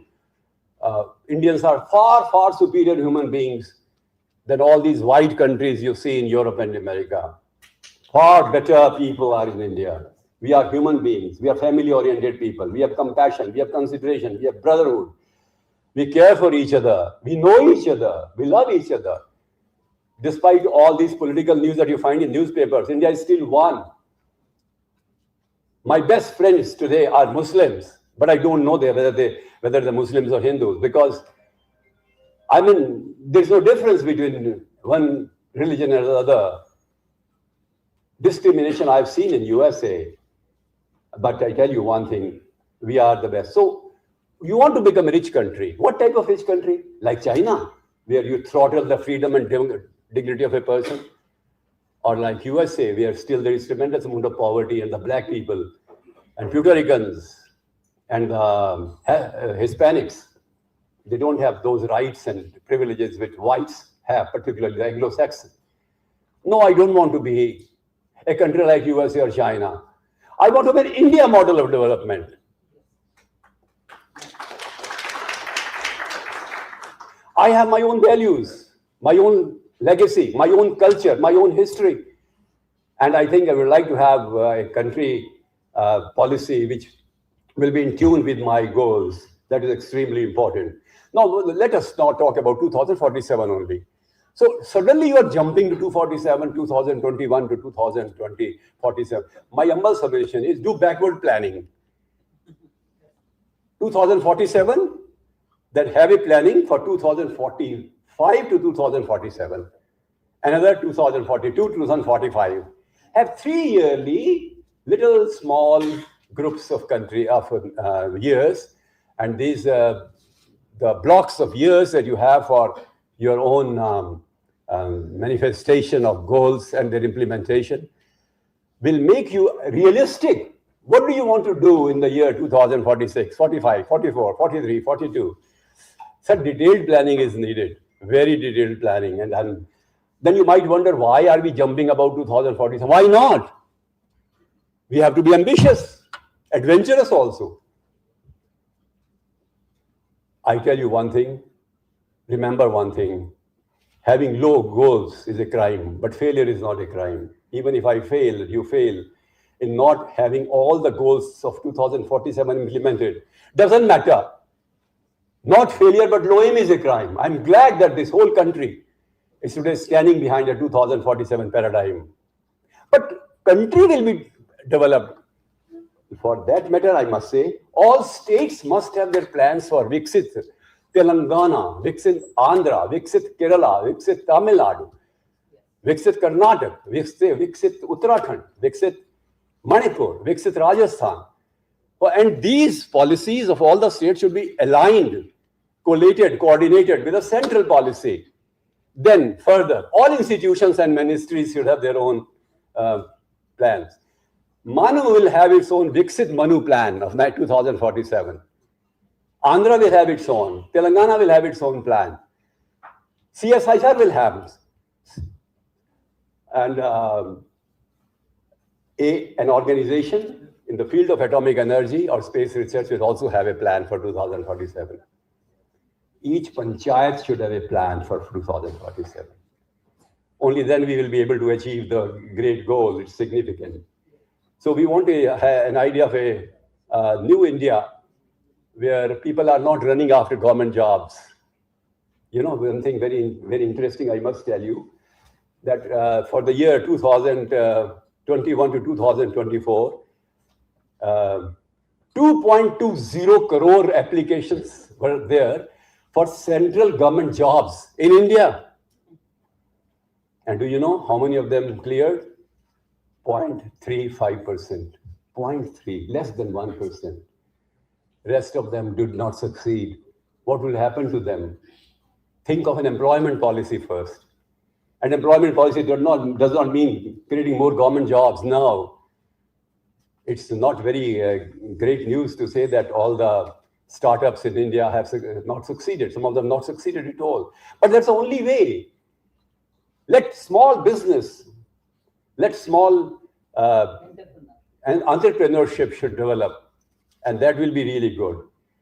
Let us now talk about implementation.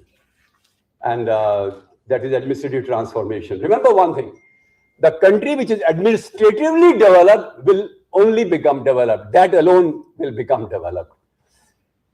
If there is administration gap, governance gap, you can never become developed. It has not been really given important place and rather refinement of ideas I think we should think in terms of an administrative plan. You know, when Paul Appleby came to India in 1953, he was invited by Jawaharlal Nehru, and he gave a report on an examination of India's administrative system. And he said, India is one of the 12 most developed countries in the world from administrative viewpoint. Today, you know, it's very sad to say that we are in efficiency 49th in the world. The World Competitive Index, which has come out recently, puts Singapore as number 1 and we number 49. How bad? It means we have neglected the administrative system. It's not a priority. You're putting all types of tasks and policies and programs and burdens on the administrative system without giving it competency, resources, money, people, personnel. You're not doing that. And then you blame the administration, governance system, and IAS and IPS. No, please don't do that. Do you know as of today, 1/3 of positions of faculty in all IITs and central universities are vacant. They are not being filled. There isn't money. There is for small things. University is given autonomy. There is a law of university. You have a separate law for this university. And still you have to depend on a happy-tappany bureaucrat for money for paying to the faculty or constructing a building. Why all these delays take place? If you give autonomy to university or BARC or ISRO, please follow that. So my humble submission is that we should have ease of doing business. We are 63 in place, okay? Okay, now quickly I have to go. We are good at doing routine things in administration. Let us do protein things. More important things have to be handled. Best, there was an interview in which I was expert in UPSC. We were appointing a person who's known as Director of Adult Education, an IAS officer from Orissa came.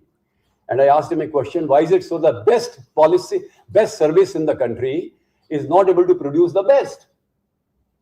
He said, you are not given opportunity to us. I have had only 7 months as my tenure. So my humble submission is, in any job, as a collector, 7 months. Lal Bahadur Shastri, second Prime Minister of India, said that each and every collector or district collector should have 4 years of tenure. All administrators should have 3 years minimum of tenure.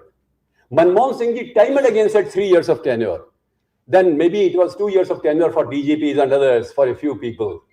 My humble submission is, there is no accountability, there is no continuity, there is no satisfaction of having done a good job. You cannot put anybody as responsible for not doing a job properly. Therefore, tenure should go up. Make it minimum 2. Oh, I'm sorry, isko band kar de, please. मैंने बंद किया था आपका, अभी बंद हो जाएगा. अच्छा, okay. Second is, next point is, IAS are not specialized administrators. Administrative Reforms Commission of India, the first one said there should be 8 specializations of IAS and they should be given opportunity to select one. This man will be in education and health, this man will be in industry, this will be in agriculture, and they will make a big difference, I tell you, to the country. Transfer policy should not really be such that you transfer anybody, anytime. Our recruitment system should be such that we are able to recruit people on the basis of their administrative acumen. How do you test that? Do you know how defense service people are recruited? Lots of activity is there. They test the motivation, confidence, morale, ingenuity, creativity, innovation, everything of a person, then appoint him in the defense services. Let's have something like that. And next point is monitoring. I know I'm taking a lot of time, but I will stop soon. Monitoring. Mr. Prime Minister of India, Mr. Modi, every month has a meeting with all the chief secretaries, online of course, and he, along with his cabinet members concerned, look at the progress made in 8 to 10 programs of the central government. So all the chief secretaries have to be ready. They should learn from each other. Like that, and each state organizational system, there should be chief minister and chief secretary and other ministers and other secretaries all the time monitoring the work of the subordinates. You know, there was one Mr. Prakash Tandon. He was chairman of State Trading Corporation of India, also Punjab National Bank. I invited him to Jaipur for a lecture and he said, India does not need any administrative reform except one, monitoring. Every senior officer should monitor the work of his juniors. And monitoring is number one activity in administration, which we are neglecting. We are neglecting in this country. And there is no reward and punishment. What I suggest is there should be leadership in every administration. Your vice chancellor, you're so lucky to have a vice chancellor who is a great leader, not only in academics, but also in the field of administration. He has brought this university to a level which is respectable in the whole world today. Maulana Azad Urdu University, of course, is a great university, primarily because of leadership and the team that has been developed. Why don't we develop leadership in each and every panchayat, panchayat samiti, municipal corporation, municipality, university, college, scientific institutions, departments, ministries, everywhere? We are not talking about administrative leadership. Administrative leadership is ignored. What is it? When we talk of leader, we talk of we talk of Abraham Lincoln and Lal Bahadur Shastri and Rana Pratap, or we talk of Kabir as an intellectual leader, or Rana Todar Mal or Akbar. No, good, study them. But we have to really bring down the level of our studies. There should be cross-state analysis of the implementation of various programs. I don't know what is happening in Telangana. Telangana doesn't know what is happening in Rajasthan. Why not agriculture secretaries of Telangana and all the 28 states and 9 union territories sit together and see what can we learn from you? What we can learn from you. Next point is very important. R&D. We are not having enough of R&D. Research and development. You will be surprised with these figures. In India, we spend 0.6 to 0.7% of GDP on R&D. How can a country grow like Korea? 5%, USA 3.5%, China 3.2%. How can you really develop a country without an R&D? So, time tracking of government projects and policies should be taken as a top priority, and outcomes, and basically we think in terms of the results, and results should be seen in terms of output, not only output but also outcomes, whether the goal has been achieved. The dependency syndrome should go. One more point, and then I come to the conclusion. Citizen of India. Oh, I'm sorry. Isko band hi kar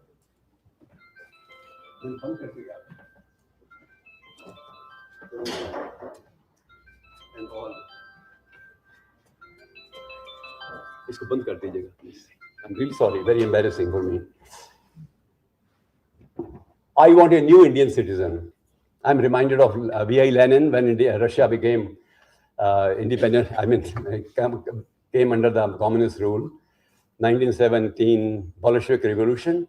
Here I find a new Soviet man. I tell you, we should have a new Indian man and woman combined. That man would be, according to Maulana Azad, self-caring, healthy, talented, educated, responsible, productive, honest, altruist, nationalist, resilient, karmyogi, appreciative, positive. Government should be citizen-friendly, citizen-oriented, caring for citizen, and citizen-centered. And therefore, it is very important to think in terms of excellence in every walk of life. Do you know in the fundamental duties of the Constitution of India, there is a word excellence? Each and every citizen ought to work for goals which would be in tune with the needs of the nation, but also excellence in quality. Behavior of administrators is one thing that has not been discussed at all. Administrative Reforms Commission of India, the first commission, 20 reports from 1966 to 1970. Not a single word on behavior was there. Can you imagine? There are 3 personality aspects. Every person has 3 personality traits, A, B, and C. A, ability, B, behavior, and C, character. We talk about A, ability. All training on ability. All competence building on ability. All capacity building on ability. Character, we talk about it, ethics and all. but behavior we are generally leaving. I tell you, we need a administrative system everywhere which is compassionate, kind, empathetic, considerate, helpful, nice, motivating, inspiring. That is needed. The last goals before us, well, before we think in terms of 2047. I want a goal for Swasth Bharat. I want a goal for Naitik Bharat. And I want a goal for Nyayapurn Bharat. Women and minorities and backward classes, villagers, poor people should not suffer in this journey of growth. Rural-urban balance, regional balances, responsive citizenship, all policies made stage-wise and cross-state surveys-made policies, getting the best out of best practices, balanced polity, let bureaucrats get autonomy to work. Don't all the time strangulate them, threaten them with transfers, give them good posting and let them work. From intelligence point of view, they are better than any other leaders in the world today. All administrators in the world, if you look at their competence, the Indian central and administrative and police service people, according to a British survey, I'm telling you, are the best. Competence point of view, but we are not able to give the best results. Digital transformation, cyber security, performance-based governance, single window delivery system, performance-linked promotion system, lateral entry in many dimensions, and integration among all the policies, population planning so that each and every person has dignity to live and every child must survive and thrive. Why infant mortality is there in this country after such a long time of growth? What's happening to women? Why can't we really bring about policies which can really give justice to people who are generally neglected? And there should be inclusive development, and quality of education and health ought to really be given primary place. May I mention that we should be having a policy in which every unit of the country, in any dimension of life, should have a policy cell, continuous working. Maybe it is under the cabinet secretariat or PM secretariat, I don't mind. But policy cells should be there in all universities, all colleges, all hospitals, all tribal development organizations. Well, it's a long agenda, but we want fire within us, fire in the belly. We should have the spirit of adventure to make India really a great country. For too long, we have suffered the disrespect from other community of nations. Time has come for us to become strong, vitalized, hopeful, optimistic, and a country that can make a big difference. Thank you for your kindness.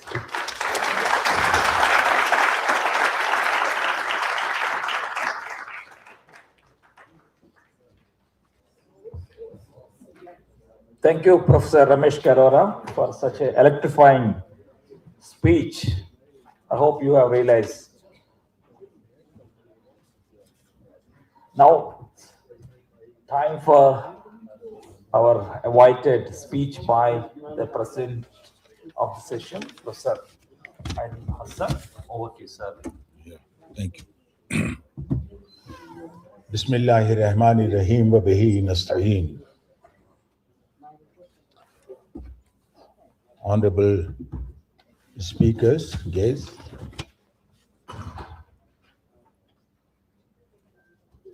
Professor Arora, Madam Pushpalila, Professor P.H. Muhammad, Professor Najiullah, host of participants, colleagues, girls and boys.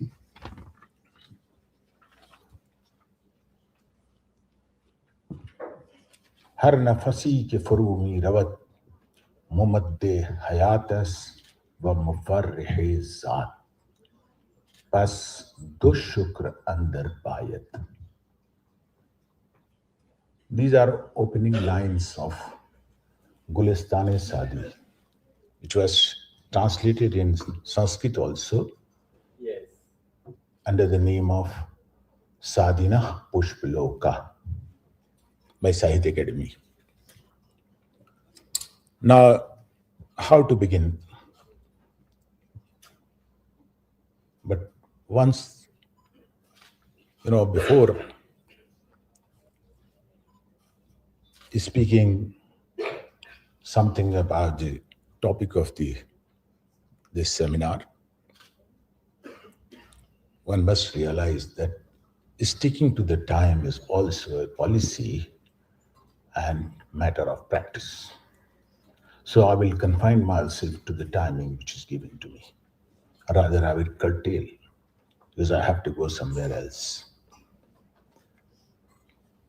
And in the same Gulistan, Sadi says, Kas neayat bezire saye boom was homa as jahan shabad manu. Boom means owl. Huma is an imaginary bird. Persian professors are sitting here, they will correct me. Huma is imaginary bird. And there is a saying about Huma that whoever comes under the shadow of Huma becomes rich. And boom, just opposite to Huma. That's how Sadi is using in Gulistan.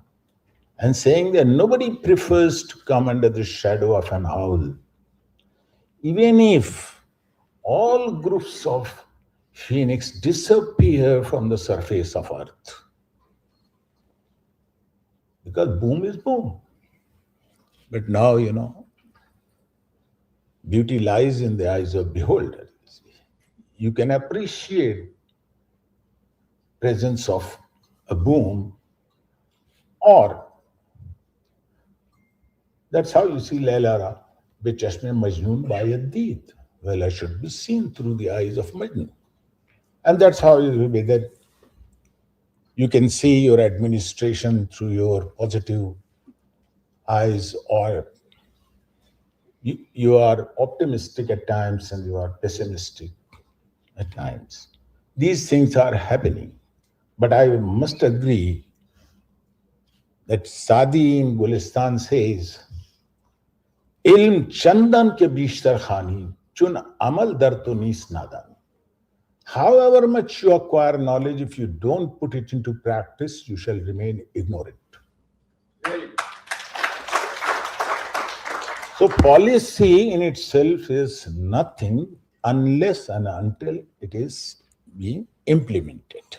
So that's how you see, we feel that in our university also, there were policymakers, they have made the first stone laid here, knew what kind of structure we are going to have in future. And there are people witness to it.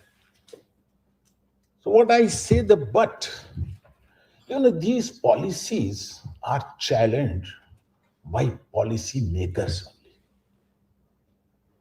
This is irony of the situation. What is happening? Urdu University. This is Urdu University. Urdu University for catering to the marginalized sections of the society and those speaking Urdu language, having access to Urdu, and those who have studied Urdu as a subject. Today what we see, policy is the same, but interpretations are different. There are attributes. One should not make comments, rather see the spirit of the institution. Spirit remains there. We are the custodians. We, when I say the students and teachers, all, they are the custodians. It is a central university. Grants come from central government. But policy making is here. And the policy, National Education Policy 2020, has been highly conducive for our academic health. Therefore, we started implementing it. But should not be under wrong impression that we are implementing anything under pressure or under any duress. No. So that's how. But what is happening?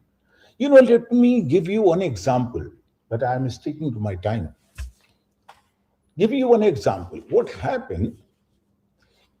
In Iran, there was a demand. It started, people started demanding constitution in 1885, 86. And then this was kind of in the wake of Renaissance also.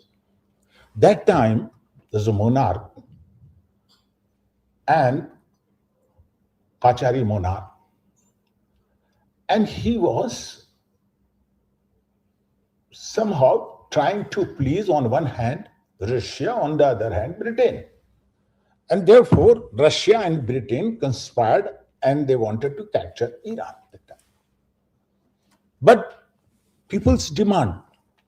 So, after, the last but one monarch, when he came to power in 1898, then he allowed, in 1906, he allowed that, okay, you sit together and draft constitution. There were three groups. One, a socialist one. The second one were moderates and mullahs, both you can say. And the third group was communist. Because Lenin's, this Bolshevik revolution, revolution was going on, in Russia, next door neighbor, and it culminated in 1917. So what happened? They took 3 years to draft a constitution, but finally they could not. That's how a poet that time writes, "Azmast ke barmast." And these weaknesses are from us, from within. It's not that we should blame the emperor. We should blame the monarch. It is our weakness that we could not draft the constitution. What happened, then, in the streets, people started singing these songs.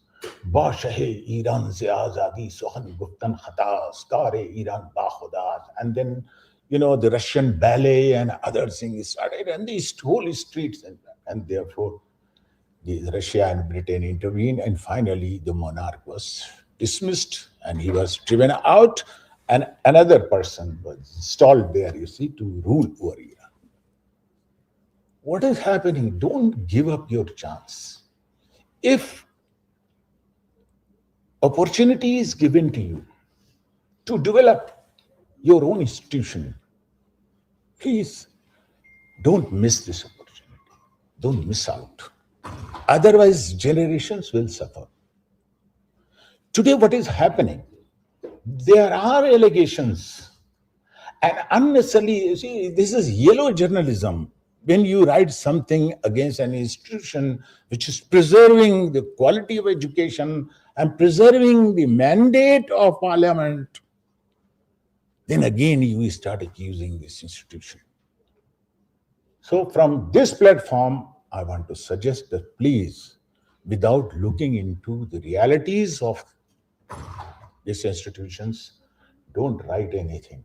And I challenge you, because we are not compromising. हमने किसी भी platform के ऊपर कहीं भी ये नहीं कहा कि आप उर्दू मत पढ़िए.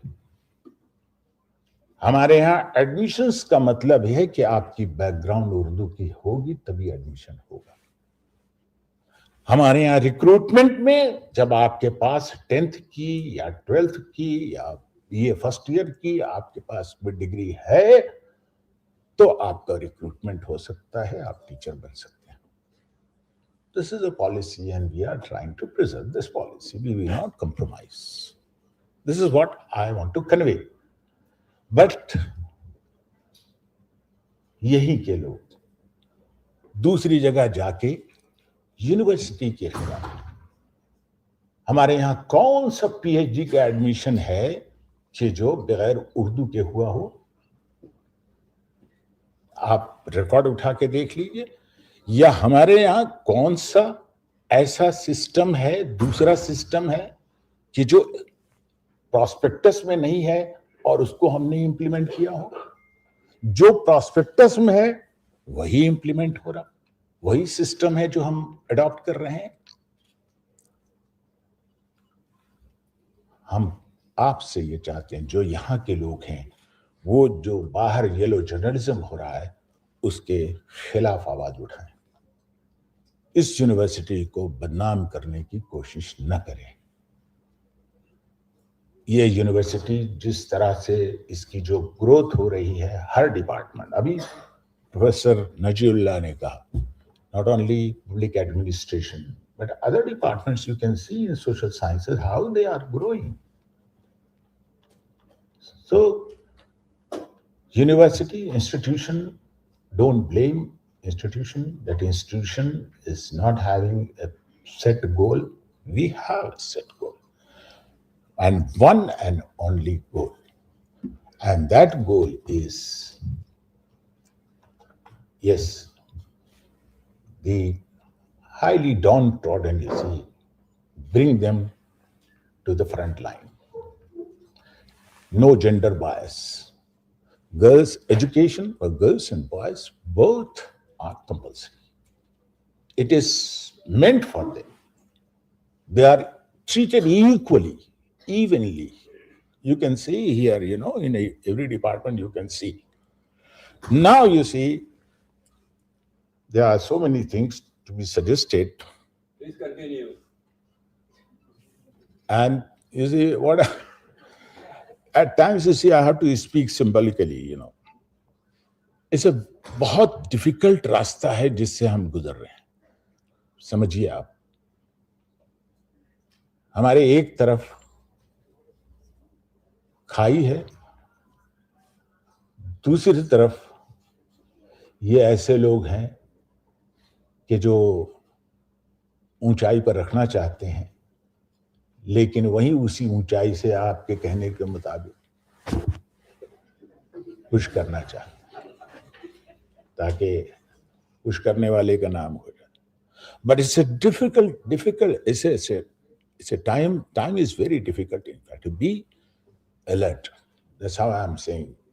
कि तीरों शमशीर के साए से गुजरना होगा। तीरों शमशीर के साए से गुजरना होगा। तुमको जीने की तमन्ना है तो मरना होगा। This is how you see, you have to do something for the next generation. और चलते चलते कोई गिर जाए तो उठने के लिए, चलते चलते कोई गिर जाए तो उठने के लिए फिर यही पांव इसी खाक पे धरना होगा। और टाल देने से कोई मसला हल होता नहीं। टाल देने से, हमने बहुत सारी चीजों को देखा है, कल देखेंगे। टाल देने से कोई मसला हल होता नहीं। एक ना एक दिन तो कोई फैसला करना होगा। You must decide. और हमने उर्दू के हवाले से ये खींची है लकीर। आई होप कि ये मैसेज चला जाए। जो लोग तलाश में हैं कि मानू की कोई ऐसी छोटी सी गलती निकल आए तो उसको हम हाईलाइट करें। बहुत दुश्मन है, आप समझिए। हमने उर्दू के हवाले से ये खींची है लकीर। तुम किधर हो ये तुम्हें फैसला करना होगा। I am sure this seminar, the series of seminars and conferences and workshops, would definitely speak out openly and say that what this university has been doing right from the very beginning and what kind of labor we are putting in. And that's how you see, to make an institution is very difficult. To destroy an institution is very easy. Don't allow these destructive elements to enter your campus and destroy this very spirit of this institution. Thank you very much.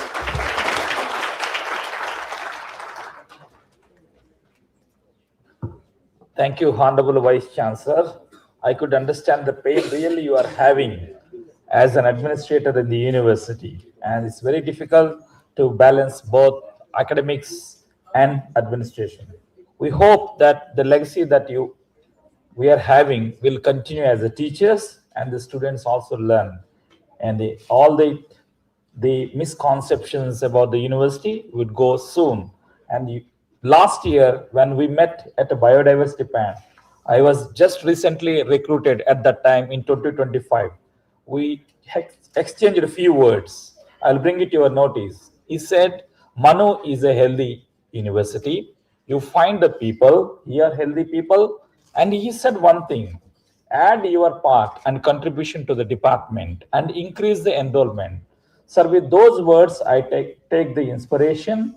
That's how I took the responsibility as a seminar coordinator, though I was initially not interested, because I should prove myself that I'm also equally capable candidate that you have recruited. During his tenureship, and all the recruitments, particularly for the SC, ST categories, have been fulfilled. That itself will signify how concerned the university is, where in other universities, recruitments are languishing, particularly in the state university. We hope this vision continues. We are coming to the fag end of the program. I request Dr. Ahmad Raza to come and give vote of thanks.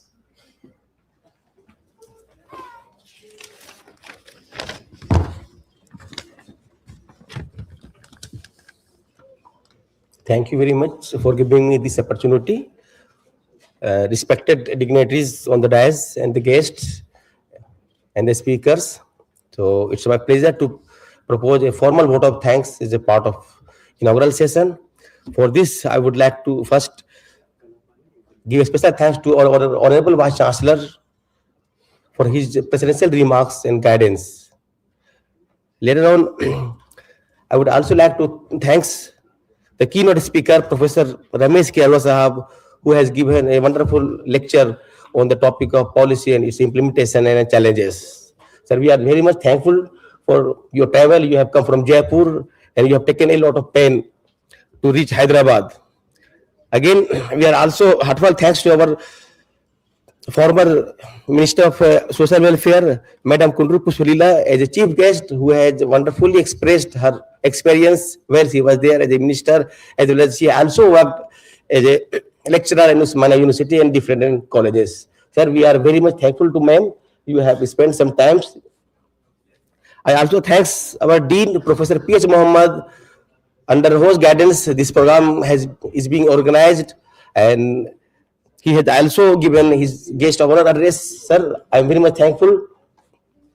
Now, a special thanks to MANUU administration, including Registrar Professor S.K. Ahmad Sahab and the technical team, IMC, University Librarian, for giving me this auditorium and guest house in charge, and especially our scholars, students, those who are working for the last 1 month, day and night, and especially my friends who have worked for this seminar. So last, I would like to thank our non-teaching staff, Aisa, who is particularly worked a lot to develop, to design this seminar. So now, once again, I would like to thank you very much, sir, for your patience. Thank you, Dr. Ahmad Raza. We will formally close this inaugural session by playing national anthem. IMC, please.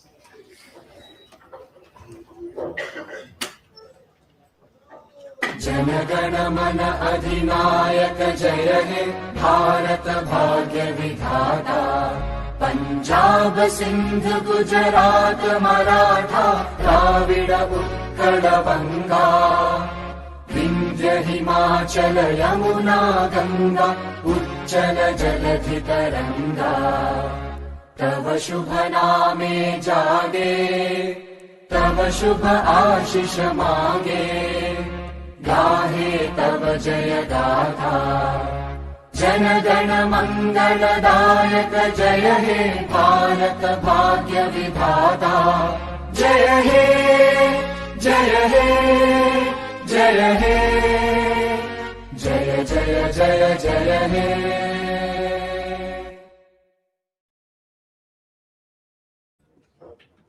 We will have a group photo session, and after that we can break for lunch at guest house.